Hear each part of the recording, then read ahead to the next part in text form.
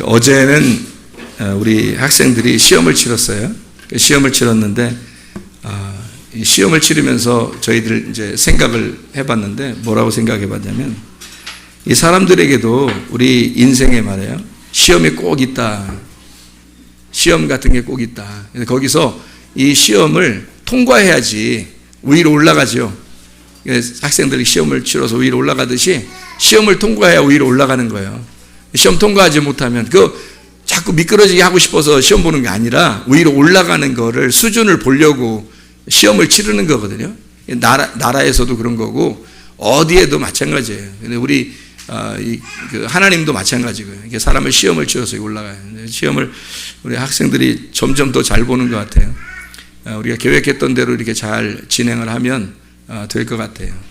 선생님들이 뭐 아주 성심성의껏 잘 먹이고 잘 가르치고 그러죠. 그래서 시험 성적도 좋고 재병이 같은 경우는 뭐 꼭 제가 자랑하는 건 아닌데 재병이 같은 경우는 전체에서 2개 틀렸대요. 또 여기 시험 본 고은이 같은 경우는 뭐 전체 다 하나도 안 틀리고요. 재병이는 시험 보고 전체에서 2개 틀렸, 딱 2개 틀렸대요. 너무 아깝다고 만점 다 맞을 수 있었는데 딱 2개 틀렸다고. 너무 안타깝다고 어제 저녁에 점수 매기면서 그렇게 이야기를 하더라고요. 대부분이 다 평균이 다 올라갔어요. 대부분 평균이. 그래서 이제는 좀 더 다른 준비들을 더 해야 된다. 이미 졸업은 다 했는데, 중고등학교 다 졸업은 했는데, 이제 성적을 좀 더 높이느라고 지금 하는 거거든요. 시험을. 그러니까 좀 마음이 좀 홀가분한 상태에서 시험을 보는 거죠. 이번에 고등학교 처음 졸업 시험을 본 사람도 뭐 이미 졸업을 되고, 중학교 처음 보는 졸업 시험도 이미 다 합격을 하고, 뭐 합격은 어차피 하는 거고, 점수를 좀 더 높이려고 이렇게 하는 그런 것인데, 참 기특하죠. 자기들이 알아서 공부도 하고, 선생님들이 그렇게도 잘 가르치고, 그래서 기특하고 점점 평균이 이렇게 올라가는 모습들을 보니까 참 좋죠 뭐. 그리고 아이들이 무엇보다도 착해요. 제가 이렇게 보면 이 시대에 걸맞지 않게 착해요. 이 시대에 요즘에 학교에서 어울리는 애들 있잖아요. 솔직히 말해서 학교에서 어울리기 때문에 문제가 되는 아이들이 너무 많아요. 솔직히 말하면 그렇죠? 동이 나이도 앞으로 나와야 되는데 동이 나이도 앞으로 나와야 돼. 앞으로 나와. 동이 나이도. 요 앞에 있어. 자리 있어. 자리 있어. 맞아. 동이 나이 앞으로 나와야 된다. 빨리 나와. 빨리. 앞으로. 뒤에 오는 사람들 거기 앉게. 앞에 앉아야 돼. 지난번에 그랬잖아. 앞에 앉아서 예배 드리니까 좀 다르지? 그러니까 네. 뒤에서 설교 듣는 거하고 앞에서 설교 듣는 거하고 좀 다르지? 네. 그랬잖아요. 맞습니다. 앞에서 좀 더 앞에 가까이 간절한 마음으로 말씀을 듣는 거하고 뒤에서 말씀 듣는 거하고 다르죠. 뒤에는 애기 엄마들이 애기 때문에 할 수 없이 다른 사람에게 방해 안 주려고 뒤에 있는 거지, 저분들도 얼마나 앞에 앉아 있고 싶겠어요. 근데 애기 때문에 할 수 없이 뒤에 앉는 거죠. 그래서 우리 아이들이 얼마나 착한지 제가 그걸 소개하고 싶어요. 아이들이 놀아도 말해요. 제가 노는 걸 보고 깜짝 놀랐는데 요즘 아이들이 학생들 자기들끼리 어울려서 노는 게 손 자기들 중심적으로 놀거든요. 근데 우리 아이들이 쉬는 시간 되고 점심시간 되고 뭐 방과 후 이제 학교 다 수업 우리 끝나면 뭐 하나 봤더니 뭐 고양이랑 놀고 또 위에서 막 쿵쿵 소리가 나서 옥상에 올라가서 그래서 이상해서 올라가 보니까 무궁화 꽃이 피었습니다. 뭐 팔씨름하고요. 저희들끼리 공기하고 쉽지 않죠. 요즘에 얼마나 순수하고 좋습니까? 그렇게 이 아이들을 이 세상이라는 험난한 가시밭길과 같은 이 세상에서 이 아이들을 이렇게 믿음 안에서 보호하고 있다는 것이 그게 보람이고 축복이에요. 그래서 선생님들이 그 일들을 거의 학생 수와 비슷하게 선생님들이 있어서 같이 이렇게 보호하고 도와주고 있어서 선생님들하고 학생들 너무 감사를 드립니다. 학생들이 그렇게 따라주는 것도 감사하고 또 그렇게 해주시는 선생님들한테도 감사하고 또 성적도 좋아지고 점점 평균도 더 좋아지고 또 뭐 그리고 거의 다 90몇 점씩 다 이렇게 맞고 얼마나 감사한지 몰라요. 그 지호 같은 경우는 수학 하나만 틀렸대요. 또 누구 닮았는지 수학이 하나 틀렸다고 어제 그러더라고요. 하늘이보다도 점수 높고요. 예. 저기 누구지? 저기 우일이보다도 점수 높고 그냥 막 그렇게 하더라고요. 그러니까 서로 잘하는 점이 있죠. 뭐 이과 계통에 있는 아이들이 있고 문과 계통에 있는 아이들이 있고 이렇게 서로 다르지만 다 같이 이렇게 서로 공부를 열심히 이렇게 하고 하는 편이고 뭐 전반적으로 이렇게 평균적으로 더 잘하는 아이들도 있죠. 뭐 우일이도 그렇고 뭐 하늘이도 그렇고 이렇게 다 잘하는데 특별하게 이렇게 하나씩 이렇게 더 잘하는 것들이 있는 사람도 있더라고요. 뭐 영어는 거의 다 만점을 다 받고요. 그래서 참 또 노는 것도 그렇게 순수하게 놀고 이런 모습을 보니까 마음이 기뻐서 그런 거예요. 저도 마음이 기쁘고 우리 아이들하고 선생님들을 이렇게 대하는 거 이렇게 보면 너무 기뻐요. 박수로 한번 하는.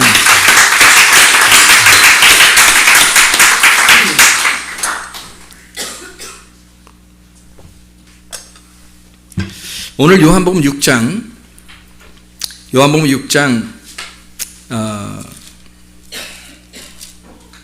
60절부터 68절까지 말씀을 같이 읽었습니다. 여기 말씀이 있는 것은 여기 지금 앞에 보리떡 5개와 물고기 2마리에 대한 이야기를 하고 그 일이 있고 난 다음에 바다 위를 걸어 오시고 그리고 그 보리떡 5개가 뭐냐라고 하는 것을 예수님이 설명을 해주고 난 다음에 일어난 그런 얘기들입니다. 그러니까 예수님의 이야기가 이 사람들한테는 도저히 이해가 안 됐던 거예요. 예수님이 뭔 얘기를 하는가라고 이해가 안 된 얘기들을 예수님이 한 겁니다.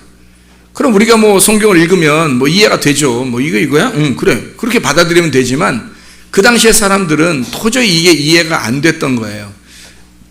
왜 그러냐면 성경을 읽잖아요. 이게 성경이 하나의 그릇이라 그러면 이걸 속으로 보는 게 있고 겉으로 보는 게 있어요. 그러니까 속과 겉이 깨끗해야 되는데 그 이스라엘 사람들은 대부분 예수님이 오셨을 때 속을 깨끗하게 하지 아니하고 겉에만 깨끗하게 하려고 하는 사람들이었단 말이에요. 겉을 깨끗하게 하려고 하다 보니까 사람들이 겉을 깨끗하게 하려고 하다 보니까 이 속이 더러운데 겉이 깨끗하면 이게 겉으로만 사람들이 이제 좋게 보이지만 속에는 다 더러운 게 있는 거예요. 그게 무슨 이야기를 이제 할 때 하는 거냐면 마태복음 23장에 바리새인들하고 뭐 사두개인들 뭐 서기관들 이런 사람들이 있을 거 아닙니까? 그 당시에 예수님이 볼 때 이 사람들은 뭐 하여튼 만나면 부딪혀요. 예수님하고. 예수님은 속의 이야기를 하는 거고 그 사람들은 순전히 겉의 얘기만을 이게 좋아하고 생각하고 하다 보니까 겉과 속이 달라서 이게 부딪히는 거예요. 그래서 예수님하고 이 사람들하고 얘기하는 마태복음 23장의 내용 가운데 뭐라고 그러냐면 너희는 겉에만 깨끗하게 여기고 중요시하게 여긴다. 근데 속은 깨끗하지 않고 더러움이 가득하다. 마치 어떤 것과 같으냐면 무덤이 있는데 무덤 속에 뼈는 다 썩어가고 있는데 근데 겉에는 회칠한 것처럼 하얗게 이렇게 칠해놨다는 거예요. 무덤을 겉으로는 하얗게 칠해놨다는 거예요. 그래 속에는 다 썩어 있는 송장들이 있다는 거죠. 그러면 이게 뭔 얘기를 하는 거예요? 뭐를 얘기하는 걸까요? 이게 속에 있는 건 시체들이 있다는 얘기죠. 속에 있는 시체 그러면 더럽죠. 예, 썩어가는 거죠. 썩어가는 말씀으로 채워져 있다는 얘기고 겉에는 회칠로 깨끗하게 이렇게 포장이 됐다는 거예요. 겉을 깨끗하게 포장했다고 하는 것은 뭘로 살았다는 얘기 사람들이요? 율법으로 회칠하며 살았다는 얘기예요. 율법으로 회칠하며 살지만 속에는 사실 너희들은 살아있는 게 아니라 죽은 것이었다. 그러니까 결국에 너희들은 뭘 살려야 되냐면 속을 살려야 된다는 거예요. 겉을 살리는 게 아니라 속을 살렸어야 진짜 살아나는 건데 너희들은 속은 살리지 아니하고 겉에만 깨끗하게 칠을 하면서 이렇게 겉을 포장하면서 살았다는 얘기예요. 율법으로 너희들이 지키는 척하면서 겉으로는 지키지만 속의 마음은 다 다 썩어져 있는, 속에는 죽은 자가 있는, 너희 속은 죽어 있는데 겉으로는 살아있는 것처럼 살아가고 있다는 거예요. 근데 주님은 뭐가 살아야 된다는 거예요? 속이 살아야 된다는 걸 얘기하는 거예요. 여러분의 속이 살아야 된다는 거예요. 겉이 사는 것보다 더 중요한 건 너희의 속이 살아야 된다. 속이 깨끗해져야 된다. 다시 말하면 거룩한 말씀, 이 더러운 말씀이 속에 있는 게 아니라 속이 깨끗한 말씀으로, 진리의 말씀으로 네 속에 깨끗해져야 된다는 거예요. 마음은 더러운데 겉으로 행동만 깨끗하게 보이는 것처럼 하면 어떡해요? 그게 외식하는 사람이란 말이에요. 겉으로 포장해서 가면을 썼단 말이에요. 그러면 그 가면을 쓴 이 가죽 옷을 찢어야 속이 진짜 드러날 거 아닙니까? 그래서 이 속에 드러나야 회개할 거 아니에요. 내가 이런 사람이구나, 내가 이런 종자구나라는 것을 회개해야 주님께서 용서할 텐데, 그래야 죄 용서가 되고 깨끗해질 텐데, 이게 안 된단 말이에요. 속은 감춰놓고 겉으로만 살아가는 사람들이 대부분이다. 말씀도 그렇게 보고 그렇게 아는 사람들이 대부분이다. 그래서 사람들은 떡을 먹고서 떡을 먹는 게 너무 좋으니까 사람들이 예수님한테 어떻게 했냐면요, 우리 왕 됐으면 임금 됐으면 좋겠다는 거예요. 떡을 자꾸 먹여주니까. 그렇게 가만히 있어도 예수님하고 같이 있으면 먹고 살겠네? 이러니까 임금 삼으려고 막 달려가요. 억지로 임금 삼으려고 하는 것을 알고 다시 혼자 산으로 떠나가시니라. 이게 요한복음 6장 15절 말씀이에요. 6장에 1절부터 이렇게 쭉 내려보면요, 보리떡 5개와 물고기 2마리로 5,000명, 남자만 5,000명입니다. 그러니까 여자하고 아이들 빼놓고 남자만 5,000명을 먹였으니까 어마어마한 숫자를 먹인 거예요.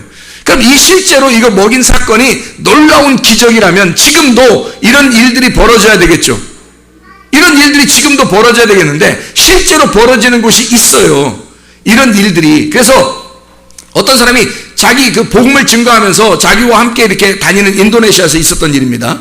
다니면서 보니까 너무 배가 고픈 거예요. 3일 동안 걸어왔기 때문에 배가 고픈 거예요. 전도 여행을 하면서 이 여러 한 300명 정도 되는지 뭐 이렇게 모여서 같이 가는데, 이게 배고프니까 3일 동안 걸어서 아무것도 못 먹으니까 여기서 누구 떡을 가진 자가 누구냐 해서 거기서 떡을 하나 가진 자, 빵을 하나 가진 자를 이제 나온 거예요. 빵을 하나 가진 자가. 그래서 그 빵을 가지고요, 이 인도자가 하나님께 기도를 하고 그 다음에 이걸 띄어서 준 거예요. 옆에 띄어서 주는데 다시 생긴 거야. 띄는데 다시 또 생기는 거예요. 떼서 주는데 또 다시 생긴 거예요. 그래서 이 300여 명이 다 같이 먹고도 남았다는 거예요. 실제로 이런 일이 인도네시아에서 있었어요. 불과 한 십몇 년 전인가요? 몇 년 전인가 이렇게 일어났던 일이에요. 지금도 이런 일이 있어요. 근데 그러면 우리 한국에서도 뭐 그냥 틈만 나면 이런 일이 벌어져야 되잖아요. 하나님이 그렇게 역사하시는 진짜 이런 일들이 지금 이것이 우리에게, 그것이 하나님이 우리에게 말씀하시는 목표라면, 하나님이 우리에게 주시고 싶은 것이 이런 거라면 진짜로 우리가 요구할 때마다 바로바로 이루어지는 이런 일들이 지금 우리에게도 있어야 되죠. 그렇죠? 근데 우리에게 그런 일들이 많지 없죠. 그러니까 구해도 주지도 않고. 그러면 성경에서는 이걸 통해서 뭔가 설명하고 싶어 했던 거지, 이게 지금도 계속 이런 일이 일어나야 너희가 믿을 것이다 이런 게 아니잖아요. 그건 겉으로 믿는 거잖아요. 진짜 속에서 믿는 게 있어야죠. 진짜 속에서 믿는 그 믿음이 있어야 천국 가는 거지. 가슴으로 믿어야지 머리로만 이렇게 믿어서는 안 되지 않느냐. 겉으로 믿는 것은 안 된다는 거죠. 그건 바리새인들과 똑같죠. 마음으로 주님을 경험해야지. 그래서 그 주님을 이 속에서 깨달아지는 이 말씀들이 무엇인가 라고 하는, 보리떡은 지난번에 한번 이야기했던 거죠. 보리떡이라고 하는 건 거칠거칠해요. 그래서 주님이 이 땅에 거칠거칠하게 오셨지만 어떨 때는 그 거침돌 같은 그 거칠거칠한 빵이 배고픈 사람에게는 생명의 떡이 된다는 거죠. 그래서 배가 고프지 않고 배부른 사람, 부자인 사람은 예수님 별로 싫어해요, 예수님을. 근데 가난하고 배고프고 힘든 사람들은 예수님이 너무 좋은 거예요. 그분이 우리에게 거침돌이 돼도, 거침빵이 돼도 너무 좋은 거예요. 보리떡이라도 너무 좋은 거야. 근데 그걸 계속 이렇게 막 먹어봐요. 배부른 사람은 거칠거칠해서 잘 안 먹고 싶어 한다고요. 특별하게 그냥 특식으로 한 번씩 먹는 거지 매일 그거 먹는다고 생각하면 안 좋죠. 근데 주님은 우리에게 보리떡이 되셨다 그래요. 거침거칠한 떡이 되신 거죠. 빵이 되신 거다. 그래도 주님 그것을 우리에게 주셔서 이것을 먹고 너희가 생명을 얻을 수 있도록, 그래서 이걸 주면서 주님은 뭐라고 그러냐면 이게 생명의 떡이야, 너희를 살려주는 떡이다 이런 얘기예요. 생명을 주는 떡이다. 그러면서 또 대뜸 뭐라고 하냐면 내 살을 먹고 내 피를 마시는 자는 영생할 거다, 이런 얘기를 해요. 그러니까 예수님은 뭘 얘기하고 싶었던 거예요? 요한복음 6장에서 빵을 얘기하고 싶었던 거예요? 자기의 살과 피를 얘기하고 싶었던 거예요? 자기의 살과 피를 얘기하고 싶었던 거예요. 그러니까 사람들이 생각하고 자기의 살과 피를 얘기하는 거하고 이게 말이 맞냐고요. 세상 사람들이 얘기 들을 때는 예수님을 빵으로 본 거예요. 빵. 그래, 빵.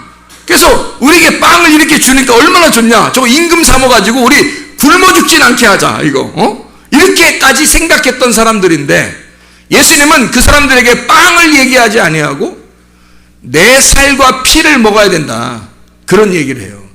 그러니까 이 사람들의 입장에서는 저 도대체 이게 말이 무슨 말인가 이해가 안 된다는 말이에요. 예수님은 이 살과 피를 너희가 먹고 마시면 이라고 하는데 그 살과 피를 우리가 먹어야 돼요, 마셔야 돼요? 아니면 먹지 말고 마시지도 말아야 돼요? 먹어야 되고 마셔야 된단 말이에요. 이 살과 피를. 그럼 어떻게 마실 거예요, 여러분? 살과 피를, 예수님 살과 피를 어떻게 마실 거냐고. 어떻게 마시려고 해요, 여러분은? 피가 생명이라고 했어요. 피가 흘려지면 죽음입니다. 그러면 살이라고 하는 건요, 예수님이 살을 가지고 왔잖아요. 살. 예수님이 살 가지고 왔다고요. 말씀이 육신이 돼서 오셨다 할 때 그 육신, 이게 살이란 말이에요. 말씀이 육신이 돼서 오셨다니까 그 육신이 살이니까 그걸 먹으래요. 그러면 예수님과 예수님의 살을 먹고 예수의 피는 죽음을, 생명을 말하니까 그 예수를 먹었어요, 우리가. 그러면 예수를 먹으면 그 살과 피를 너희가 먹어야 영생한다 그랬을 때 그 먹었어요. 그럼 먹었어. 그러면 우리가 뭐가 되는 거예요? 말씀이 육신이 돼서 오신 그 예수를 먹으니까 예수가 되는 거죠. 아우, 나 예수님 믿을 거예요. 나 예수님 믿는 거지. 나 예수님 되는 게 아니에요. 나 예수님 믿을 거예요. 예수님 저쪽에 계셔요. 내가 믿어줄 테니까 열심히. 나는 예수님 절대 될 수 없어요. 난 살과 피를 먹지 않을 거예요. 이렇게 얘기하면 이 사람들하고 똑같은 거라고. 지금 우리는 뭔가 다른 얘기를 하는, 예수님은 지금 다른 차원을 얘기하는 거란 말이에요. 그죠? 너희들은 나를 먹어야 된다는 거예요. 꼭 나를 먹어야 영생한다는 거죠. 살과 피를 먹어야 된다는 거예요. 그러면 예수 그리스도가 말씀이신데 말씀을 먹어라, 그러면 이해가 되지만 내 살과 내 피를 먹어라, 그러면 이해가 안 된단 말이에요. 그래서 그 사람들도 이해가 안 되는 거지. 그러면 예수님은 자기를 먹으라고 할 때는 이유가 있어요. 왜? 너희가 먹어서 어떻게 되라는 거예요? 너희가 먹었으니까, 자, 씹으면 사람이 먹은 대로 되잖아요.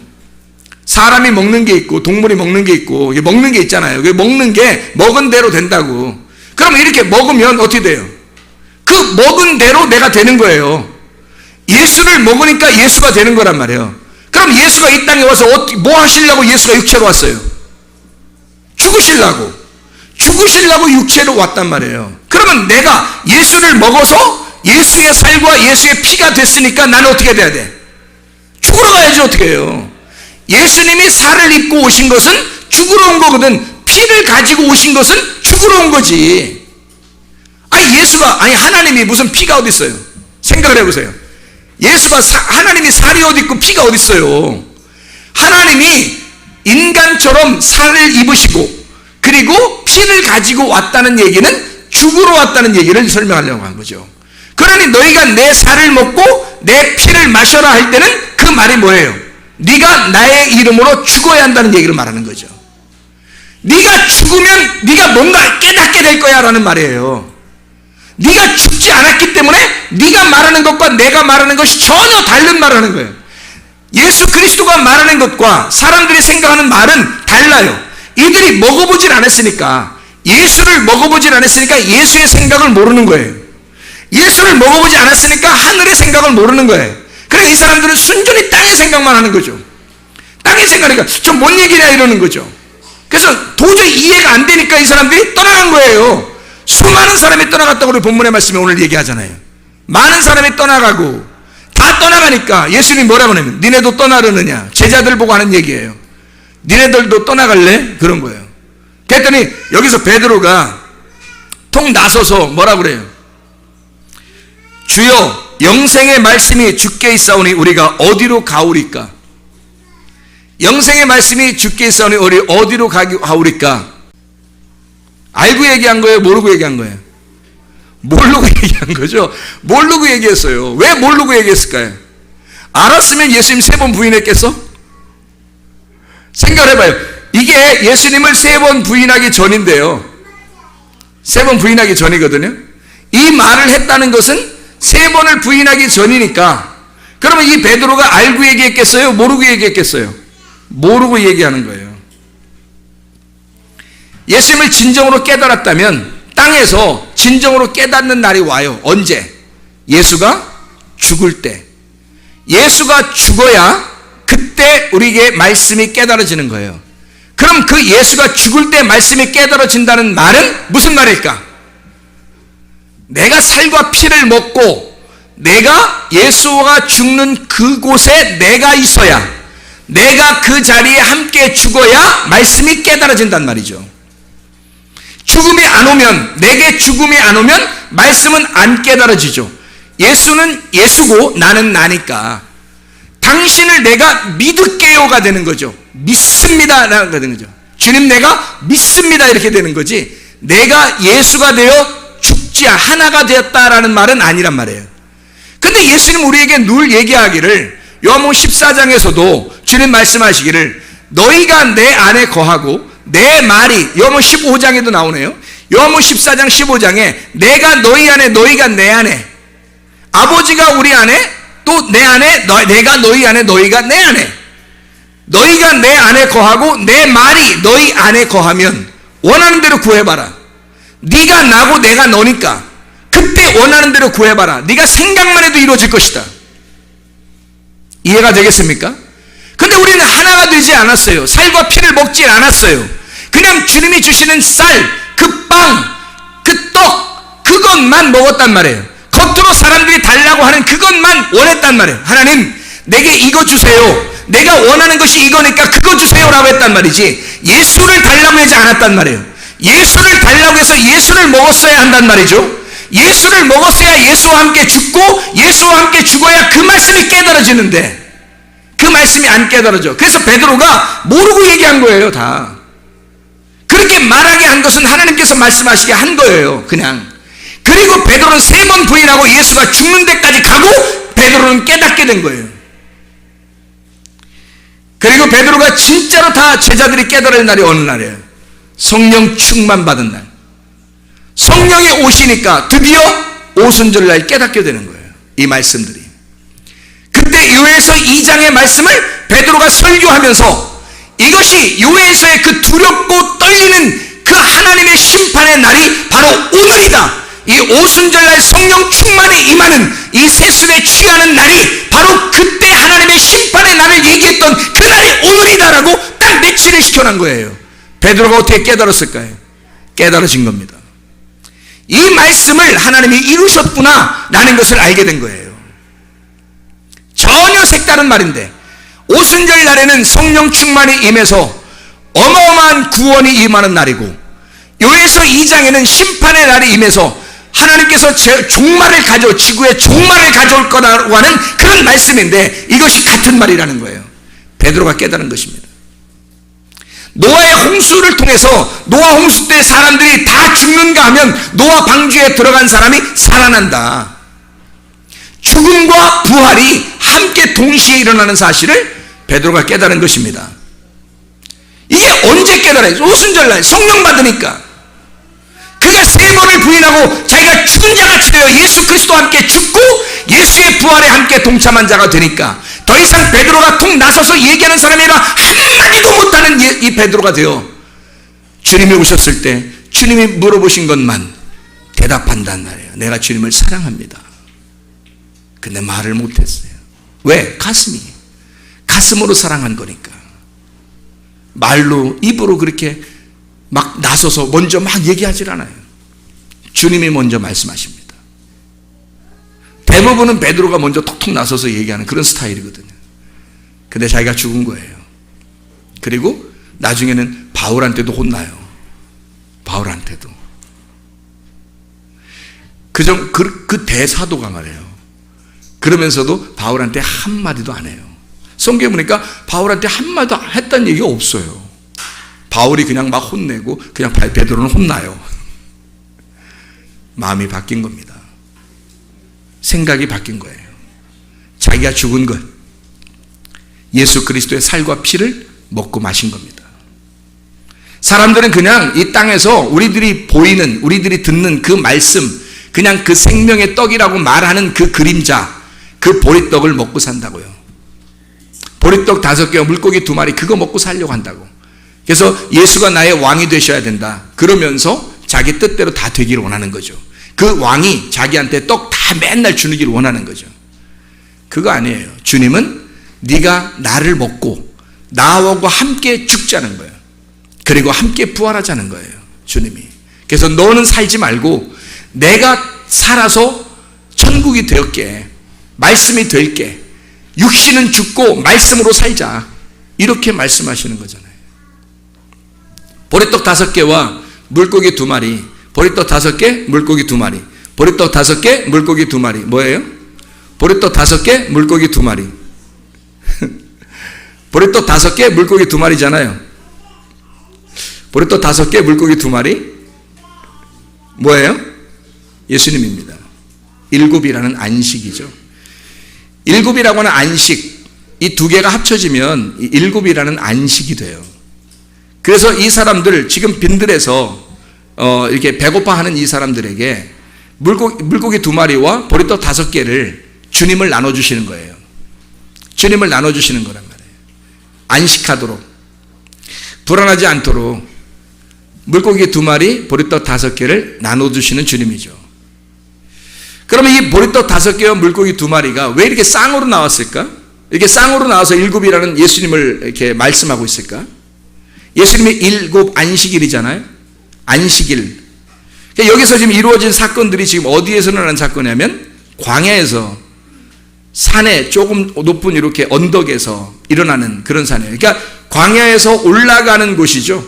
그러면 애굽에서 광야로, 광야에서 산으로 올라가는, 그래서 요한복음 6장에 1절 2절에 보면요, 1절 2절 3절에 보면 3절에 나오네요. 예수께서 산에 오르사 제자들과 함께 거기 앉으시니 마침 유대인의 명절인 유월절이 가까운지라. 그래서 유월절 떡에 대한 이야기를 하는 거예요.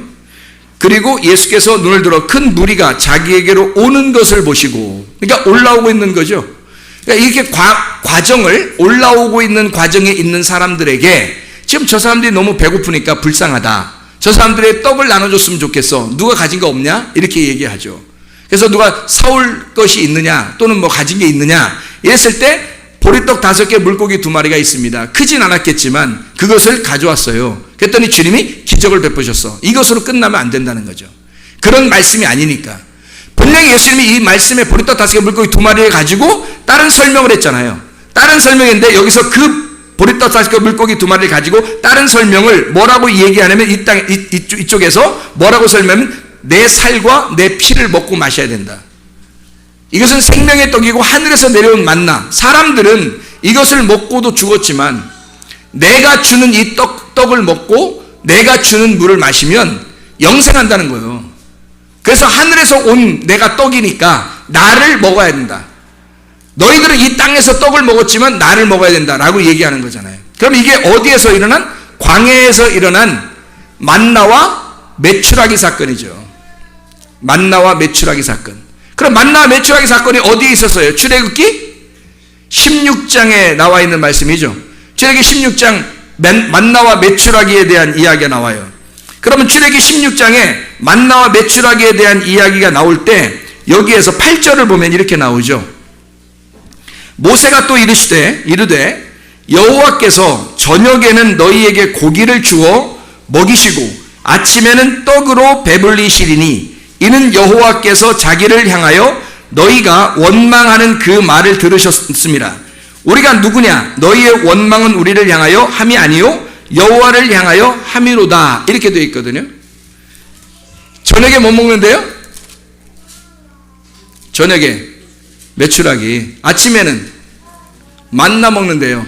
저녁에 메추라기 먹고 아침에 만나 먹고. 그러니까 고기는 언제 먹는 거예요? 주로 저녁에. 고기는 저녁에, 아침에는 간단하게 빵으로 이렇게. 그런 얘기를 하는 걸까요? 좀 이상하죠?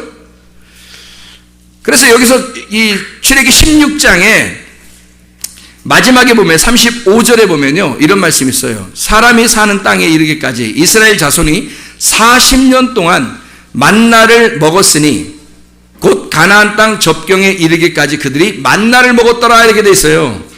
그러니까 만나는 몇 년 동안 먹어요? 40년 동안. 그러니까 우리의 인생 여정이 성경에서는 몇 년이라고 그래요? 40년이라고 그러는 거예요. 우리의 광야의 인생, 지금 여러분이 지금 살아가고 있는, 태어나서 살아가고 있는 이 과정이 몇 년이에요? 40년이라고 하는 거예요. 이게 광야의 생활입니다. 광야에서는, 왜 광야의 생활에서는 40년 동안 만나를 하나님이 주어서 먹게 하냐면, 우리 가만히 있으면 그냥 막 먹여준다는 거예요. 좋겠죠? 그러면 여러분 요한복음 6장에 나오는 그 사람들, 예수님을 우리 떡 먹여주니까 우리 왕 임금 되세요, 이렇게 한 사람하고 똑같은 거예요. 그런 사람들은 말씀을 못 깨달은 거죠. 지금 이 사람들도 우리 40년 동안 우리 그럼 만나 먹여주세요, 그러면 그게 행복한 것이냐, 그런 말을 하려고 했던 게 아니란 말이에요. 성경에서도 이게 40년 동안 우리 인생을 말하는 거라는 거예요. 자, 태어나서 우리 인생이 40년이라는 거예요. 아니 원래 성경에서는 7, 80년 살죠, 사람이라는 게 7, 80년 살죠.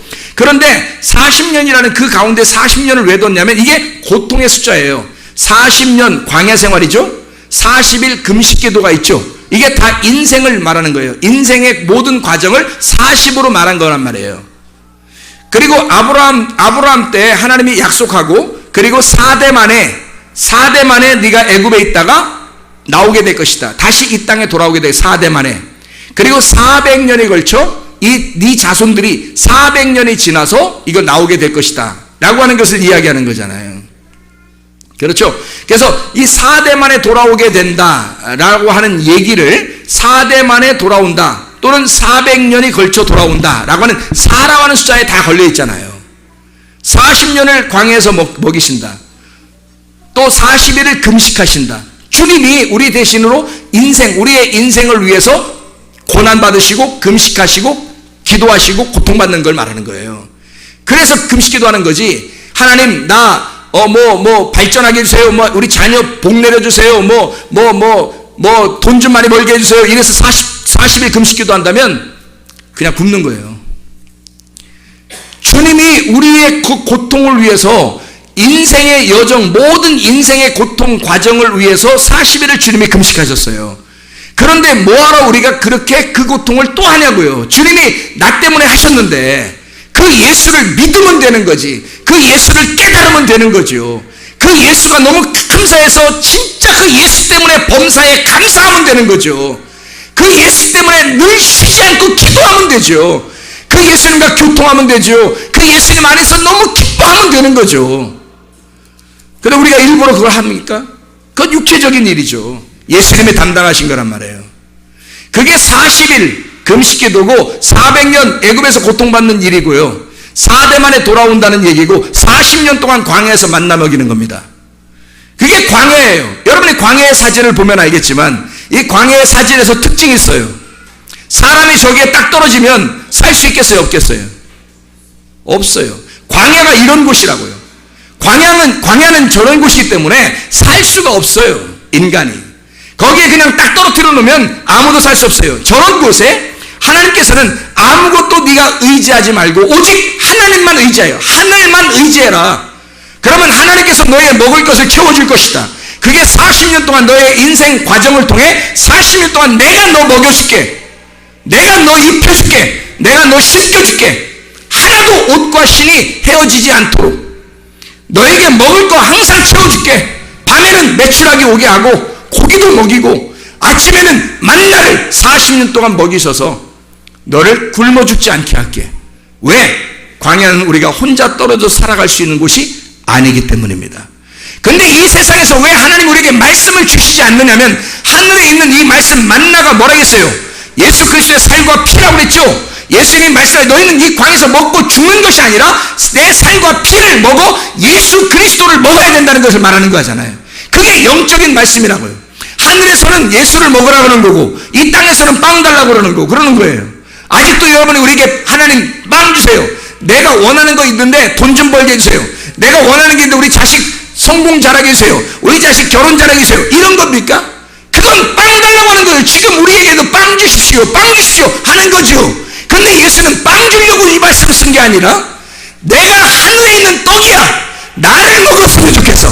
나는 말씀이야. 말씀을 네가 깨달았으면 좋겠어. 네가 이 말씀을 먹고 살았으면 좋겠어. 이 말하는 거죠. 근데 사람들의 생각과 하나님의 생각이 전혀 다른 거예요. 차원이 달라요. 하나님은 하늘의 얘기를 하는 거고 사람들은 땅의 얘기를 하는 겁니다. 그러니까 하늘의 얘기와 땅의 얘기가 이해가 되냐고 서로 안 통하죠. 하늘의 얘기는 땅의 사람들이 이해할 수 없는 거예요. 땅의 얘기를 하늘의 사람이 이해할 수 없는 거예요. 다시 말하면 영의 사람이 육의 사람을 이해할 수 있을 것 같아요? 이해 못합니다. 육의 사람이 영의 사람을 이해할 수 있을 것 같아요? 이해 못합니다. 서로가 이해가 안 되는 거예요. 진짜 회개해보고 육체를 갖다가 십자가에 매달아 보고 그리고 실제로 예수 그리스도 안에서 영적으로 살고 하늘나라가 있다는 사실을 깨닫고 내가 육신의 세계가 아니라 하늘나라의 세계를 내가 살고 있다라고 진짜 그걸 경험하게 되면요, 그러면 이 땅의 세상은 세상도 아니에요. 이해가 안 되는 거예요. 사람들이 막 아둥바둥하고 이 벌레가 막 우글우글해서 그렇게 살아가는 것처럼 그 서로 높아지려고 벌레가 한쪽 올라가고 누굴 밟고 또 올라가고 벌레가 밟고 올라가고 벌레가 밟고 올라가는 것처럼 보인단 말이에요. 땅에서 우글우글하게 그 벌레들이 모여서 사는 것 같은 그런 육신의 세계를 살아가고 있다. 사람들이 하늘의 세상에서 보면 말입니다, 영의 세상에서 보면 땅의 세상이 이해가 안 되는 거예요. 도대체 저 사람들이 왜 그러나. 근데 이 벌레들은요, 위에서 누가 보는지 안 보여요.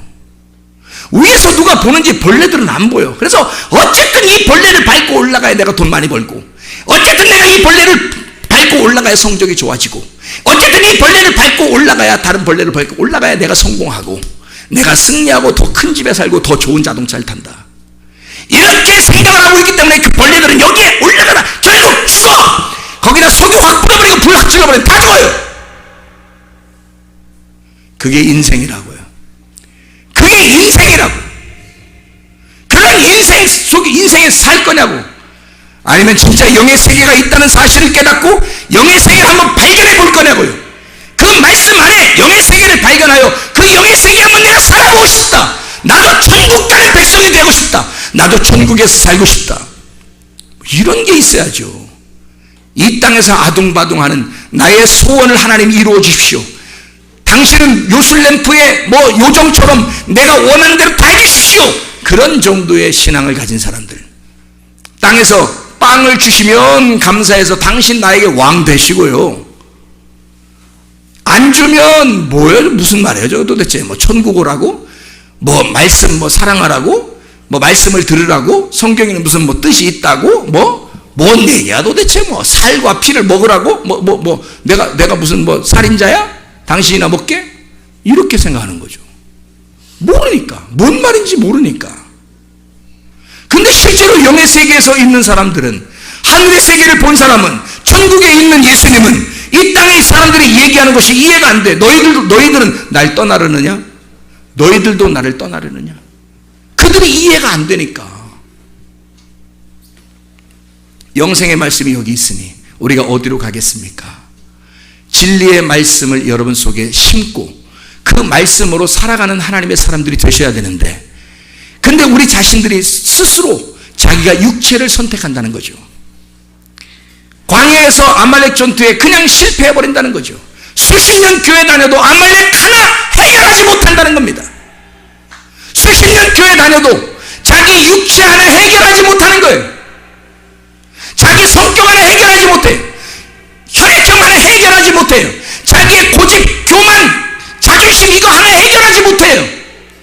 그냥 그 가운데 살다가 죽어버리려고 하는 겁니다. 광야에 이 40년을 그냥 살다 죽어요. 사람이요, 인생 누구나 BC와 AD가 있습니다. BC, AD.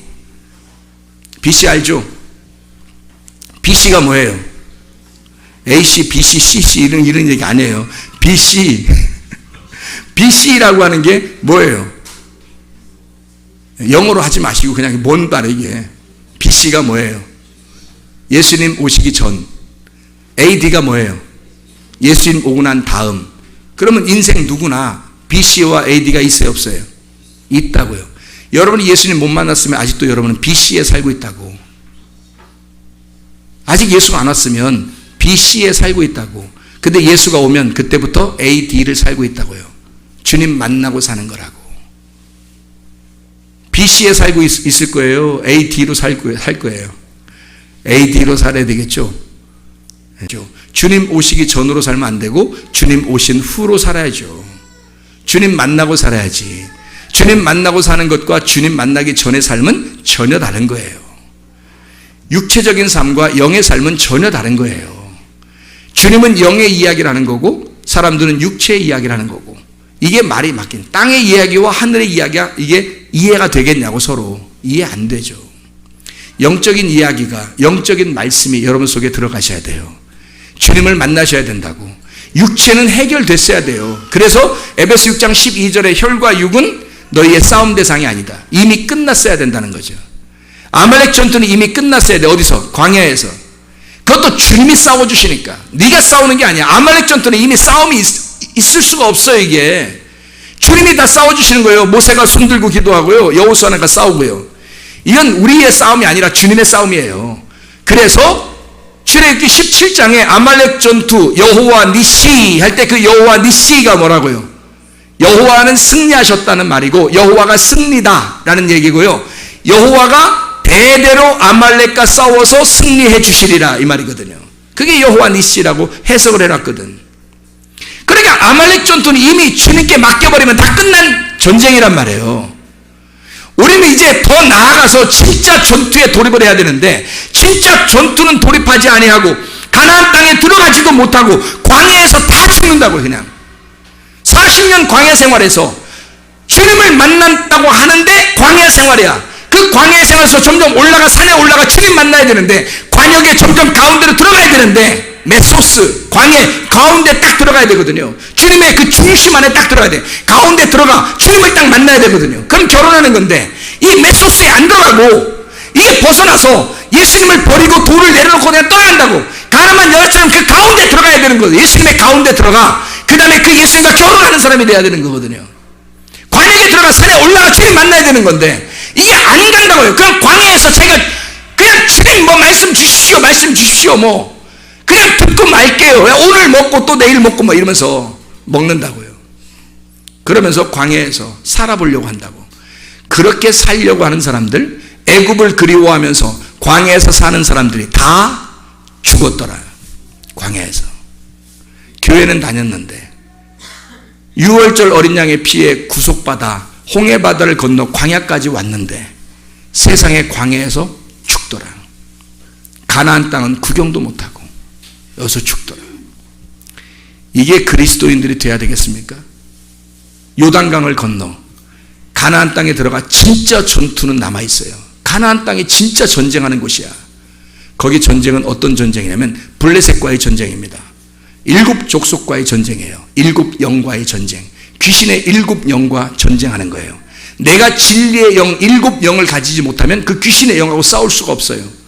이 귀신의 영은 말씀을 못 깨닫게 하는 거예요. 완전한 거짓의 영이란 말이에요. 완전한 더러운 영, 완전한 거짓의 영, 말씀의 거짓인 그 말씀이 7 영이란 말이에요. 7 족속. 그러니까 내게 진리의 말씀이라는 7 영이 없으면 싸워 이길 수가 없어요. 그 땅을 차지할 수가 없는 거예요.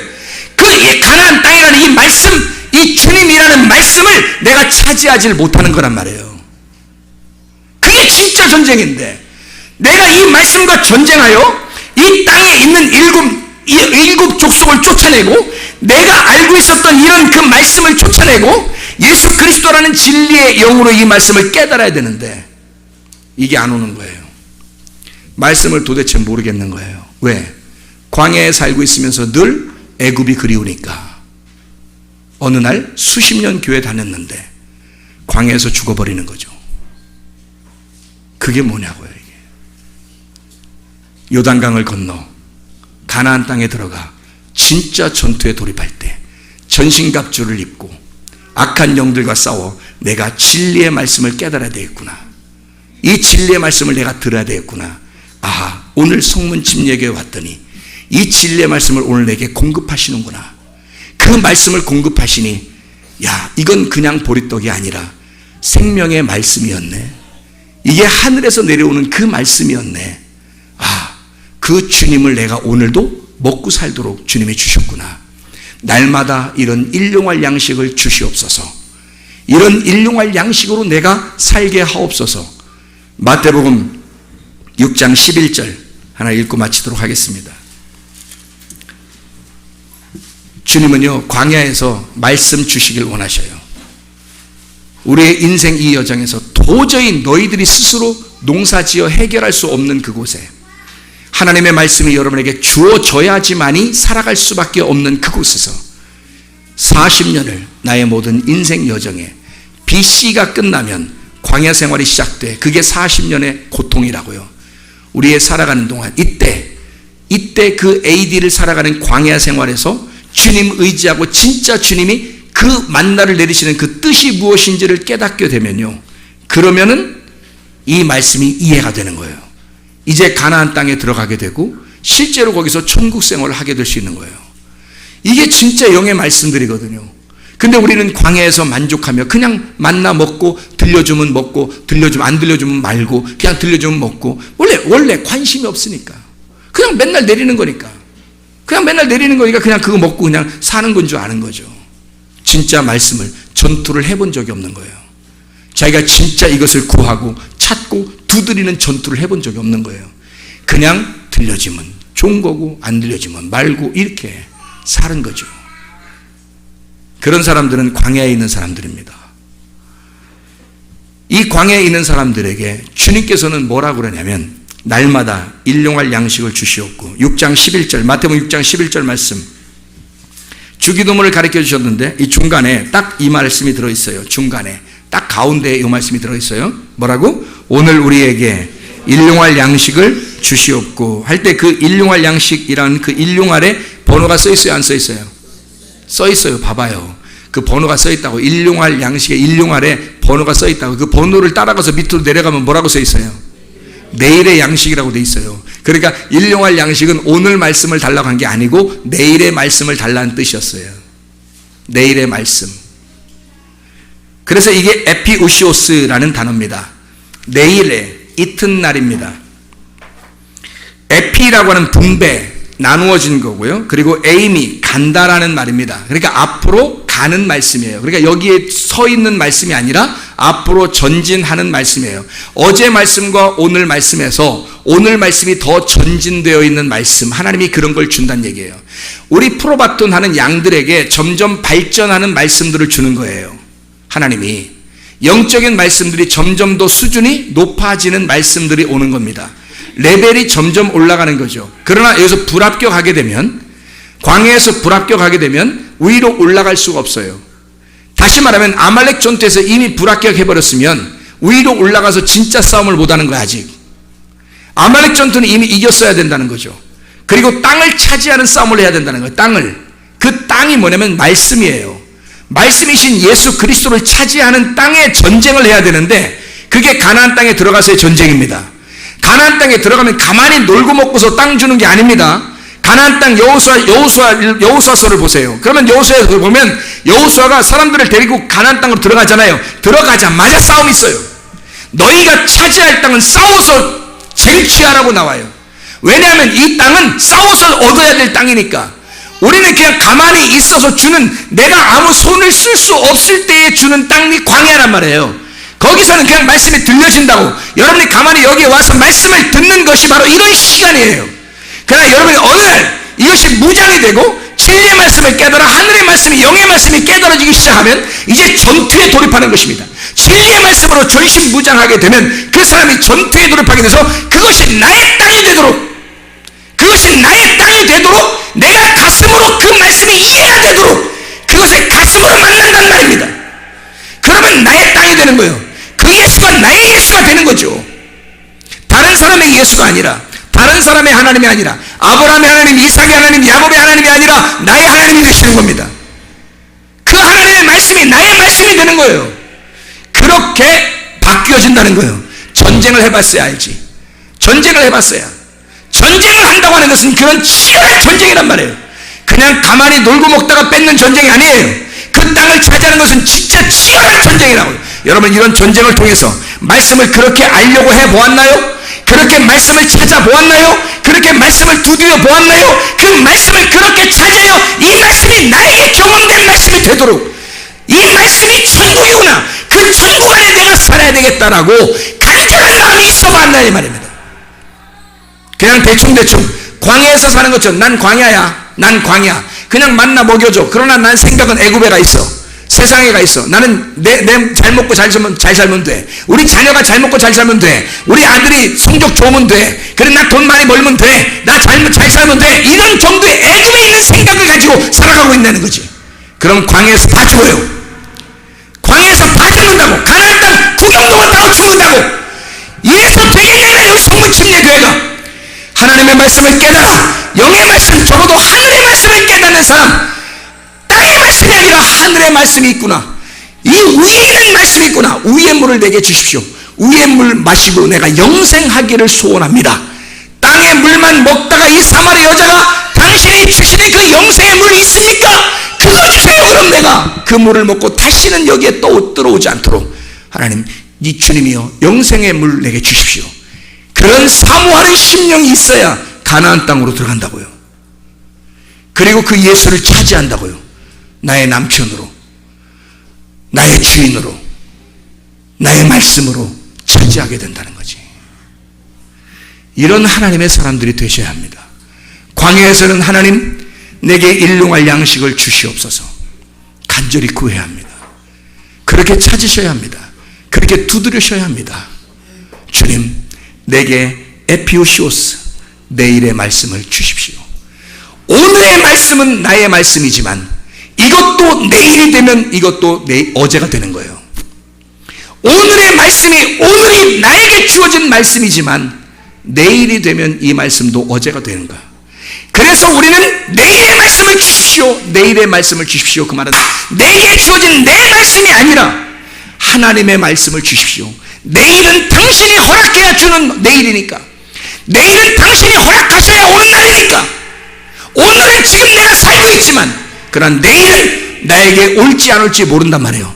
하나님께서 내게 주셔야, 허락을 해주셔야 오는 게 내일이니까 그 내일 하나님이 허락한 그 말씀을 내게 주십시오. 오늘 이 광야 생활 가운데 주여 내게 주시는 그 말씀, 당신이 내게 허락한 그 말씀을, 당신의 뜻의 말씀을, 내일에 주어질 그 말씀을 오늘 주십시오.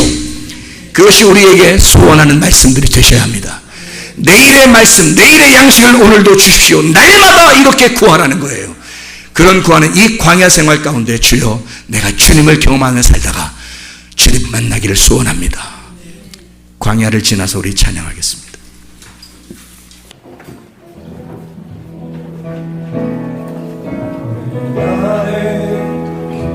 어둠 속에 홀로 두시는지, 어두운 마음 나를 일으키었는지,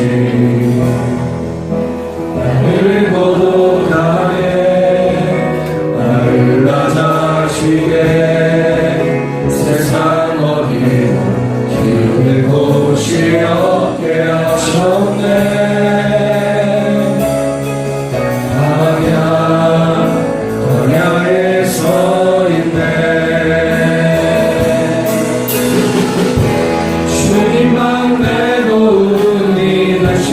주님만 내 빛이 되시는, 주님만 내 친구 되시는 광야.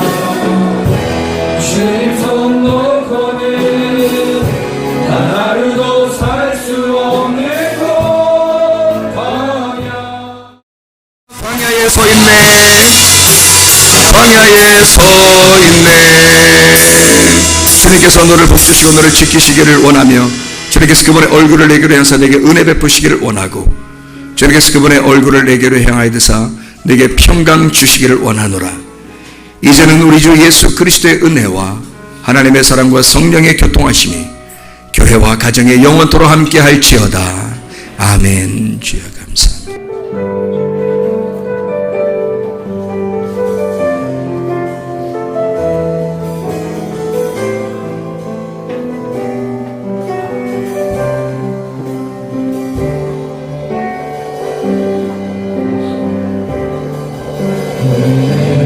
옆에 상수가 괜찮아요. 보혈로 세워진 살아 숨쉬는 교회 예수를 주로 섬기며 살